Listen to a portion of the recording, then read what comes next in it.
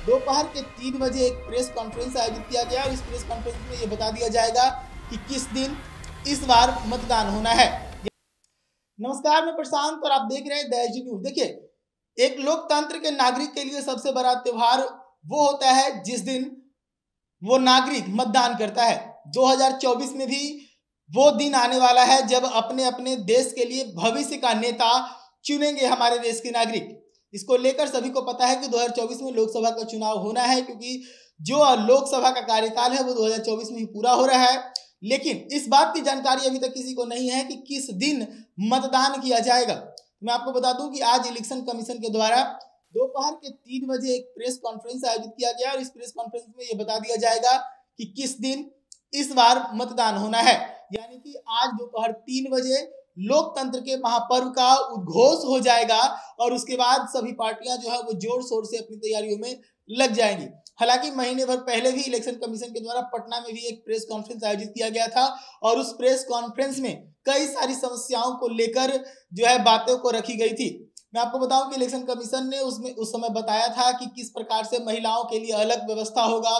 तो ये भी बताया था कि जो दिव्यांग है उनके लिए क्या व्यवस्था होगा। अलग अलग पार्टियों से भी बातचीत करने की बात इलेक्शन कमीशन की कि हमने अलग अलग पार्टियों से भी बातचीत किया है और उसके बाद ही हमने सब कुछ जो है वो तैयार किया है अपना खाका 2024 की तैयारियों का।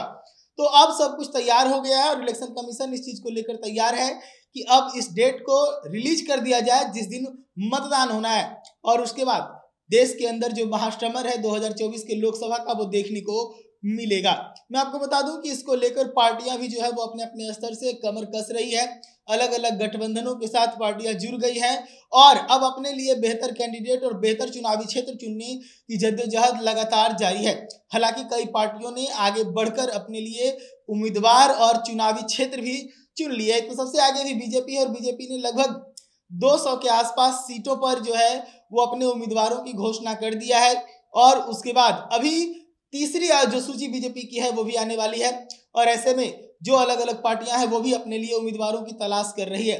बिहार के अंदर लोकसभा की 40 सीटें हैं और इन 40 लोकसभा सीटों पर भी चुनाव होना है और इन 40 लोकसभा सीटों पर किस दिन चुनाव होगा, किस दिन मतदान किया जाएगा, ये सब कुछ आज 3 बजे के बाद साफ कर दिया जाएगा।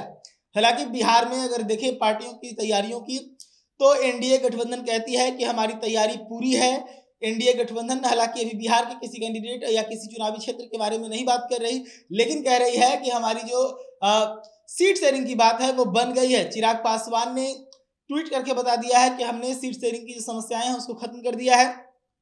लेकिन अभी भी देखने वाली बात है कि जो खींचतान है वो अलग अलग पार्टियों के बीच देखने को मिल रही है। लेकिन जैसे ही आज इलेक्शन कमीशन के द्वारा आज ये तय कर दिया जाएगा कि किस दिन मतदान होना है और कब जो है उसकी गणना होगी और कब जो है नया सरकार गठित हो जाएगी, इसको लेकर सब कुछ चुनाव आयोग के द्वारा जब अब साफ कर दिया जाएगा तो जो पार्टियां हैं वो जल्द से जल्द अपने बीच की जो दूरियां हैं उसको जल्दी से जल्दी खत्म करेगी और जो समस्याएं हैं उसको निपटाएगी और कोशिश करेगी कि ज्यादा से ज्यादा वक्त जनता के बीच में बिताया जाए ताकि जनता जो है वो उनके तरफ अट्रैक्ट हो। लोक लुभावने वादों का जो दौर है फिर से एक बार शुरू हो जाएगा। लेकिन मैं आपको बताऊं कि एक बड़ी समस्या हमारे देश के अंदर है कि जो मतदान की जो प्रतिशत है वो दिन प्रतिदिन गिरती जा रही है। इसको लेकर ही चुनाव आयोग जो है वो काफी गंभीर है और चुनाव आयोग ने बताया है पिछले प्रेस कॉन्फ्रेंस में किस प्रकार से मतदान को बढ़ाया जा सकता है। तो ऐसी तमाम खबरों के लिए जुड़े रहिएगा दैनिक न्यूज के साथ। धन्यवाद।